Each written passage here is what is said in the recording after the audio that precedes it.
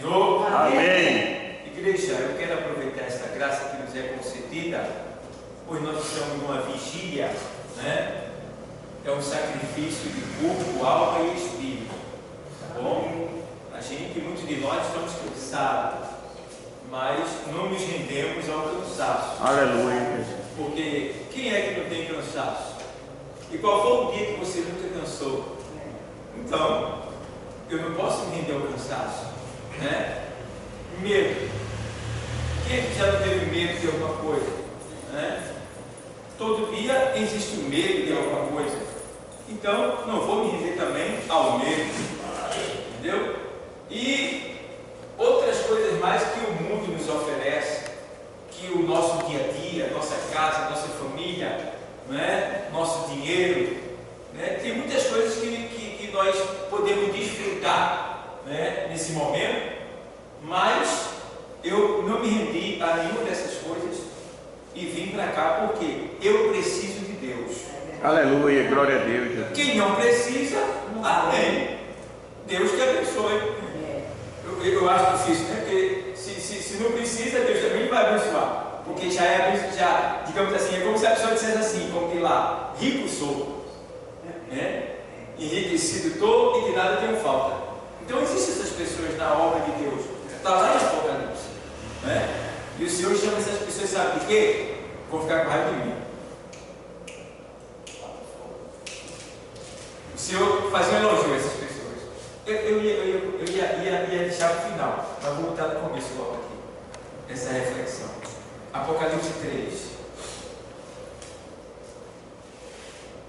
3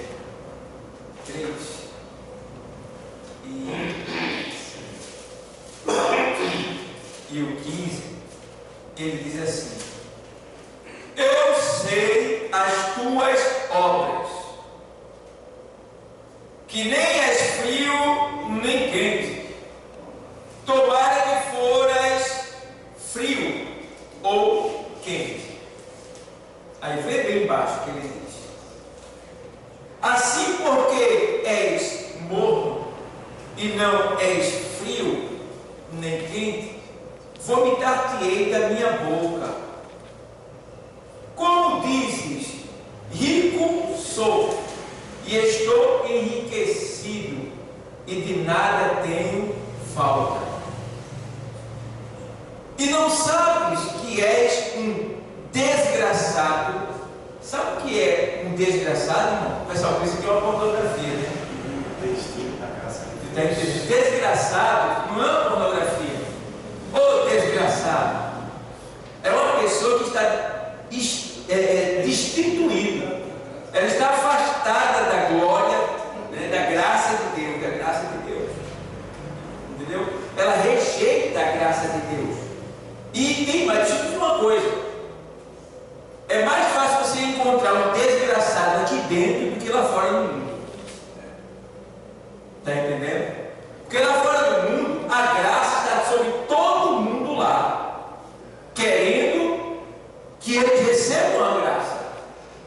Já aqui não, teve muitos que receberam a graça e depois se despojaram dela, que é justamente o que está escrito aqui em Apocalipse. Que é que ele diz?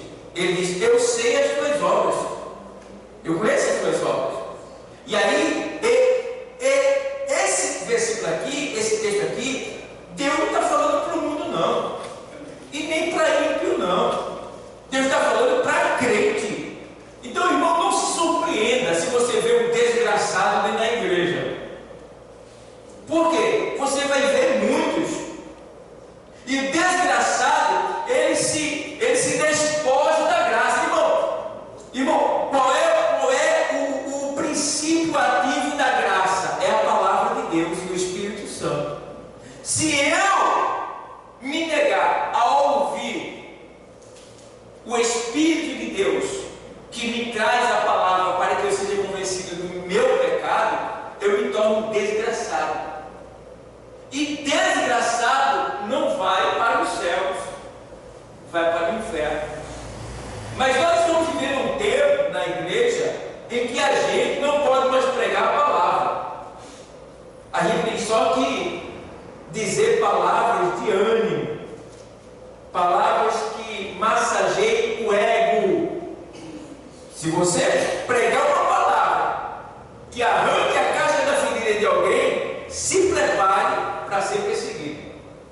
Se prepare para ser maltratado, desprezado, humilhado, caluniado, defamado. Se prepare. Você não pode mais pregar a palavra como ela é. Mas só que quem é de Deus não teme. Não teme. Ele prega, porque nós não estamos buscando a nossa glória. Nós estamos buscando a glória daquele que nos enviou. E a Ele seja a honra, a glória e todo o louvor, independente do que eu sofro por causa da sua palavra. Eu tenho que pregar. Eu fui chamado para pregar, eu fui chamado para bater no pecado, eu fui chamado para protestar. Eu sou protestante, eu tenho que protestar contra o pecado. Então doe quem doer, machuque quem machucar, deixe o pecado, tome vergonha na cara, se aprume e adore a Cristo na beleza da justiça. Aleluia, glória a Deus. E meu termo não tem meu termo. Se você na igreja, alguém foi embora porque você pregou a verdade, Deus vai trazer 10 ou mais, desde que você tenha falado a verdade, desde que você tenha sido usado por Deus, desde que você tenha lido a palavra, explicado a palavra e aplicado a palavra sem alteração. Irmão, Deus, você está coberto por Deus, está livre. Então precisamos sim ler a palavra, explicar a palavra e aplicar ela. A igreja precisa disso. Então, aqui o Senhor está dizendo: olha, como diz Egito, sou e estou enriquecido. Tem muita gente na igreja que, embora não tendo dinheiro, muito dinheiro, não tendo bens de material, porque no caso o contexto aqui está falando de quem era rico mesmo, mas eu estou falando que existe muitos tipos de riqueza. Você sabe que existe mendigo que se acha rico?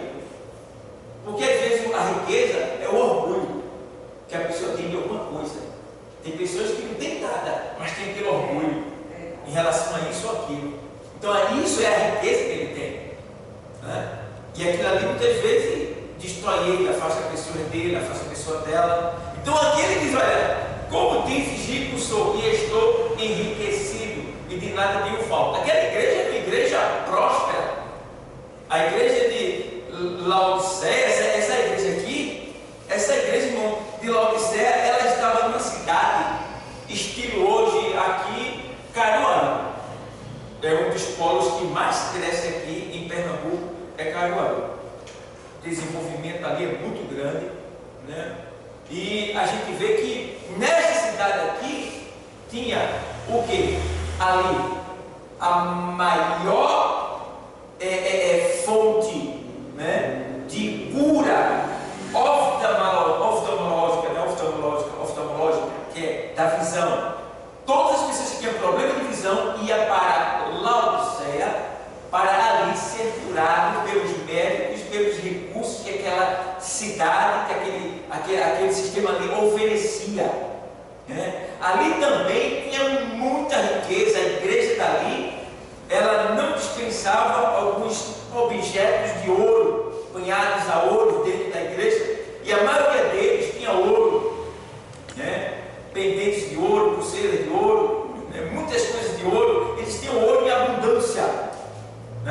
O outro ponto era o polo texto de Laodiceia, roupa. As melhores roupas se encontravam naquele lugar. Então tinha ali o colírio, tinha ali o ouro, as riquezas, e tinha ali as roupas. Então eles tinham de tudo e não lhe faltava nada no sentido financeiro. E a igreja lotada. Mas Jesus estava onde? Do lado de fora. Do lado de fora. E agora ele diz aqui: como diz Egito, sou e estou enriquecido e de nada tenho falta. É isso que ele dizia. Porque, irmão, a tendência é: eu dou glória a Deus, irmão, porque muitos de nós, às vezes, muitas vezes, falta até o que comer, às vezes. Eu não estou dizendo que você se alegre com a pobreza, não. Mas às vezes a gente passa por dificuldade mesmo. Tá? Mas se a gente bem soubesse, a gente daria glória a Deus. Porque é isso que muitas vezes nos mantém nos perder. Porque a maioria daqueles que ele tinha abençoado, observe, ou fica dentro da igreja orgulhoso, ou muda para uma igreja maior, porque se acha superior, ou então, irmão, vai embora. Está assim agora. Se Deus abençoar, ou fica na igreja endurecido, né? Exaltado, ou vai para outra igreja em outro setor, que agora tem tal, tem isso, tem aquilo, ou então se desvia. É isso que está acontecendo agora. Observe, analise direitinho.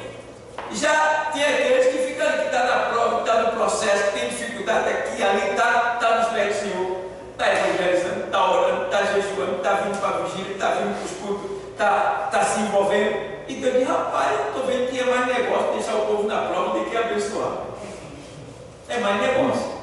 Está entendendo? E aí a gente vê aqui que ele diz, olha, como diz o impulsor, e estou enriquecido, e de nada tenho falta, e não sabes que és um desgraçado e miserável.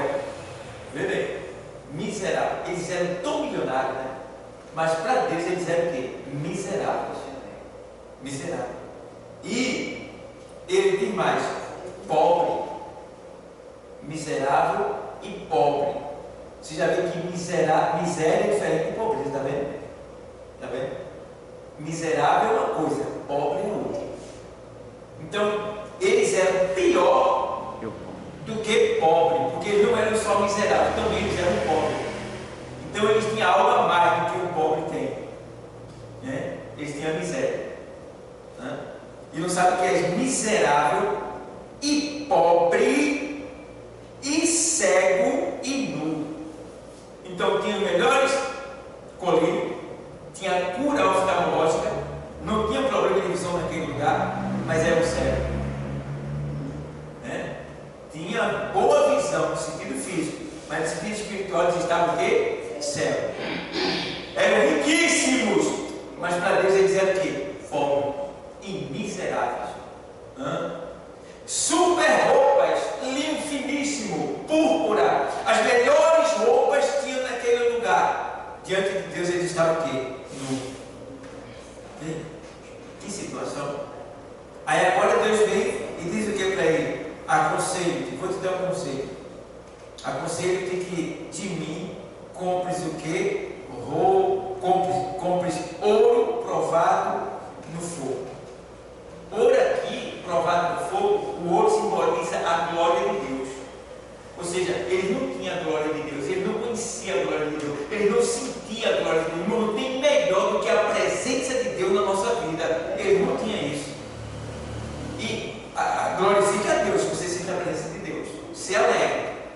Só o fato de você estar aqui já é uma razão, né, que demonstra, que deixa bem claro que você quer e já está sentindo a glória de Deus em você, porque Ele trouxe até aqui.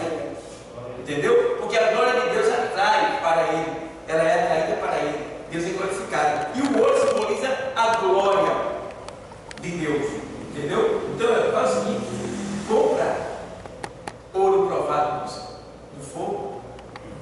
Ouro provado no fogo, ou seja, compra o que eu tenho de melhor, recebe o que eu tenho de melhor, porque o da terra aí, ó, é passageiro. Eu tenho ouro provado no fogo. Você já ouviu falar que na Nova Jerusalém as ruas são de ouro? Entendeu? Então, aqui ele vê, ó, ouro, e ele faz provado no fogo, né? Para que te enriqueças. Vê bem. Então, o que é que nos enriquece? A glória de Deus, a majestade de Deus, a vontade de Deus na nossa vida. Não tem coisa melhor do que isso, irmão. Você pode não ter nada, mas você é riquíssimo diante de Deus. Por quê? Você tem a glória de Deus, você tem o ouro comprado no fogo, que é o quê? A glória de Deus na sua vida. E tem mais aqui ainda, ele diz assim, ouro provado no fogo, para que te enriqueças, e vestes brancas, para que te vistas. Vestes brancas. Vestes brancas está falando de quê? De pureza, de santidade que ele não tinha. Entendeu? Muitos estavam vestidos de branco ali, linho finíssimo.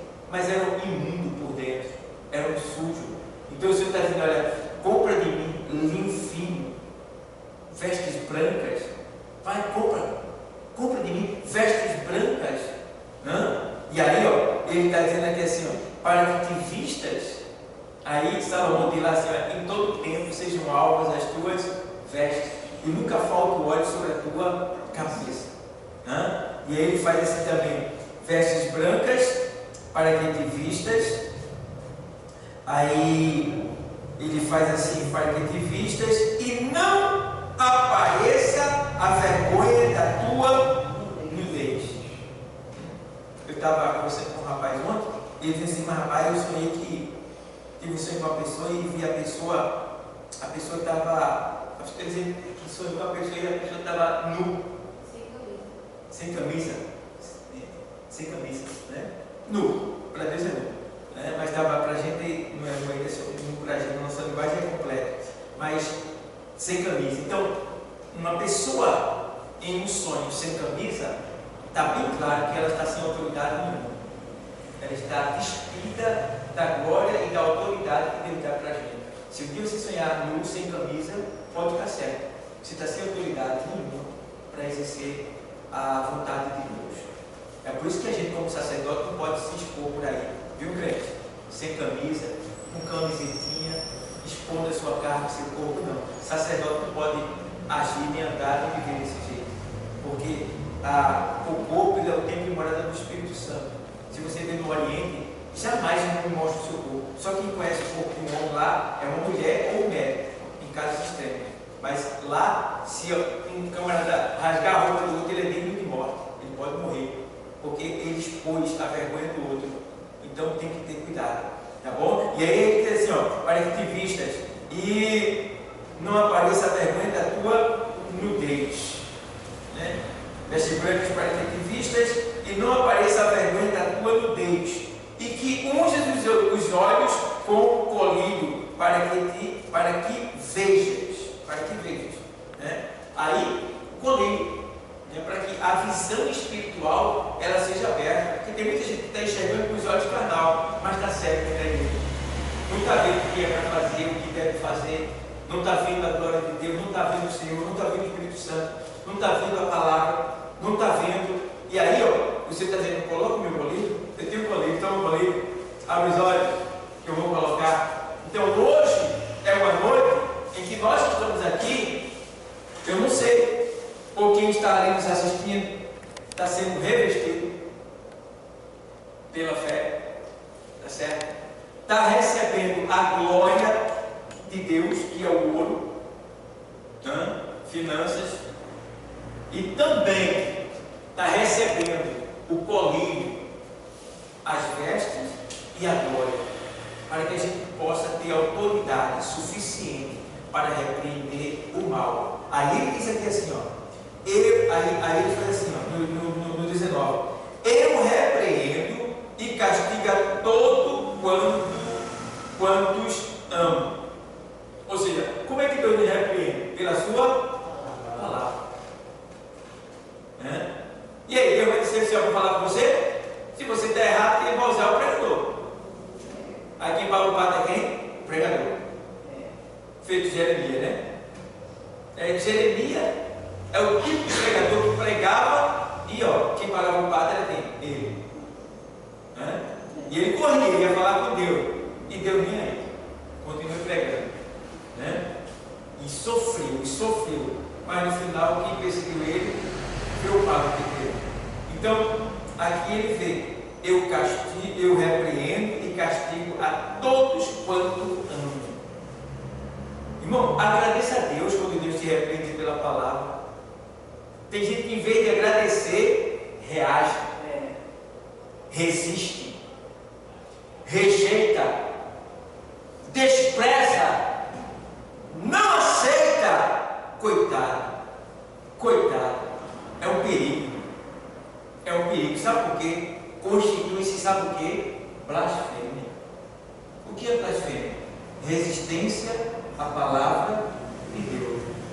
Resistiu à palavra, você blasfemou. Se você morrer, você vai para o inferno. Não tem meio termo. Se Deus me repreender, eu sou pastor. Se Deus me repreender aqui no erro que eu estou cometendo, e eu não aceitar a repreensão da palavra, isso ninguém nem sabe. Eu me repreendo, eu ouvi a palavra e eu continuo. E eu morrer pastor, no meio de você, e fui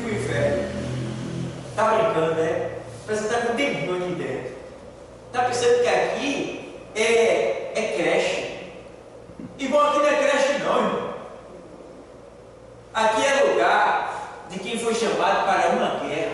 Aleluia. A gente está numa reunião aprendendo táticas de guerra para vencer a nossa carne, que é nosso maior inimigo, e o mundo. Aí vem para cá com mimimi, vem para cá reclamar, vem para cá resistir, rejeitar as coisas de Deus. Irmão, quem vai morrer é você. Você vai perder o melhor de Deus. Então é tempo de correção, é tempo de prumo, é tempo de mudar de atitude, é tempo de ser crente de verdade, que recebe a palavra, que coloca em prática, que vive um testemunho de cristão verdadeiro. Aleluia, Jesus. É tempo de dar a mão ao pastor, é tempo de dar a mão ao ministério, é tempo de ter comunhão uns com os outros. Jesus está chegando, está voltando. E quem não estiver em comunhão, não vai, porque não teve seus pecados perdoados. No 7 João diz assim: olha, se andarmos na luz como Ele na luz está, Ele quem? Jesus, Ele é a luz, Ele está em luz, tá? Temos comunhão uns com os outros. Que é comunhão? Parceria, unidade, né? É unidade de pensamento, está no mesmo propósito. Temos comunhão uns com os outros. Aí o sangue de Jesus Cristo, seu Filho, nos purifica de todo. Então o pecado da gente só é perdoado se a gente tiver em comunhão uns com os outros. E veja quantos crentes não estão em comunhão. É fácil de viver, irmão. É fácil de viver. Mas Deus, Ele não considera essas pessoas como seus filhos. Ele considera como bastardo. Está lá em Hebreus 13. Né? Carlos Hebreus diz: se tu não recebe a correção, então tu não és filho, tu és bastardo. O que é bastardo? Filho sem pai. Entendeu? Temos que ter cuidado. Nesses últimos dias, irmão, o inimigo tem se levantado de várias maneiras. E muitos cristãos, infelizmente, em vez de andar no Espírito, têm dado lugar à carne. Irmão, nosso maior inimigo, irmão, não está sendo o mundo, não, irmão. Está sendo o crente. É um crente perseguindo outros. Você já viu? Irmão, não precisa o diabo. Ele não tem poder de fechar a igreja. O diabo ele não tem poder de entrar aqui. Ele pode vir no corpo de alguém, a gente repreende, expulsa. Entendeu? Mas quem é que está fechando as igrejas, irmão? A carne. O homem. O próprio crente está fechando a igreja. Irmão, a gente está diante da luz, que a gente está com raiva um do outro.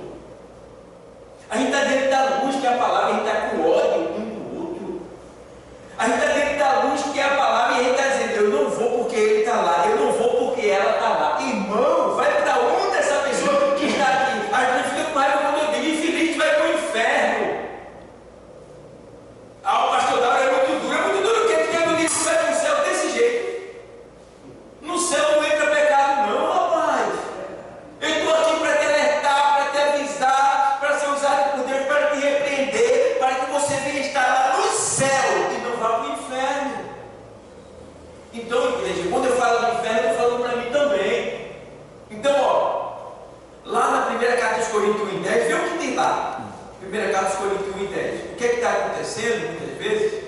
É isso aqui, ó. 1:10, ó. Rogo-vos, porém, irmãos, pelo nome de nosso Senhor Jesus Cristo, que digais todos uma mesma coisa, e que não haja entre vós dissensões, antes sejais unidos, em um mesmo sentido e em um mesmo que parecer. Olha, vê só, Paulo dizendo para a igreja de Coríntios: porque a respeito de vós, irmãos meus, me foi comunicado pelos da família de glória que há contenda entre vós. Vê bem o que é que Paulo estava lidando com a igreja de Coríntios, o que estava acontecendo lá. Quero dizer com isso que cada um diz, né? Cada um de vós diz: eu sou de Paulo, né? E eu de Apolo, e eu de Cefas, e eu de Cristo. Está Cristo dividido? Foi Paulo crucificado por vós? Ou foste vós batizados em nome de Paulo? Veja bem, o que é que Paulo está dizendo aqui? A igreja dividida. Não, eu gosto do pastor Dalton. Não, eu gosto do presidente Chico. Não, eu gosto do evangelista Valdir. Não, eu gosto do evangelista Tiago. E aí, não existe isso não. Todos são usados por Deus, todos estão aqui para servir a Deus e a serviço da igreja. Não existe isso não. E veja que isso está acontecendo nas igrejas. Está acontecendo. Você vê Romanos 16, 17. Veja o que diz. Romanos 16, 17. Vê o que diz lá. Romanos 16, 17. E rogo-vos, irmãos, que odeiem os que promovem dissensões e escândalos contra a doutrina que recebestes, desviai-vos dele. Vê bem, a pessoa está na igreja, indo contra o ministério, indo contra o pastor, indo contra a dirigente, indo contra o professor, contra o presbítero, indo contra a própria igreja. Meu Deus! Não fique que é melhor que você vá para o mundo do que você ficar aqui dentro, porque você está sendo merecedor do inferno 2 vezes, diz a palavra em Mateus 23. Então a gente tem que ter cuidado. E se alguém vem ter com você não trazendo essa doutrina, afastai-vos, desviai-vos dele. Desviai-vos. Existe isso. E veja, existe uma coisa, irmão, que é muito ruim na igreja e que entristece muito a Deus. Está lá em Provérbios 6, 16 até o 19. Ele diz: 6 coisas aborrecem ao Senhor, e a 7ª a sua alma abomina. Tu sabe o que é que mexe com Deus lá onde ele está? Nada chega lá, mas quando isso acontece, Deus sente um ódio tão grande da pessoa dentro da igreja. Está na igreja, irmão, mas Deus tem ódio da pessoa, ódio santo. Se dependesse de Deus, é por causa de Jesus. Deus matava na hora. Deus não mata por causa de Jesus, porque tem um tempo determinado. Então, a 6ª coisa vem, lábios que falam mentira, falso testemunho. E a 7ª coisa são irmãos que fazem separação entre irmãos. Ou seja, irmãos que separam irmãos. Ou seja, a pessoa que está na igreja formando panela, grupinhos. Não, eu sou daqui, eu sou de Paulo. Eu falo, não, eu sou de Rosa, eu sou de Maria, eu gosto mais de Cicrana. Irmão, esses são miseráveis, malditos, infelizes, desgraçados dentro da igreja. Recebe essa palavra? Aleluia. Verdade.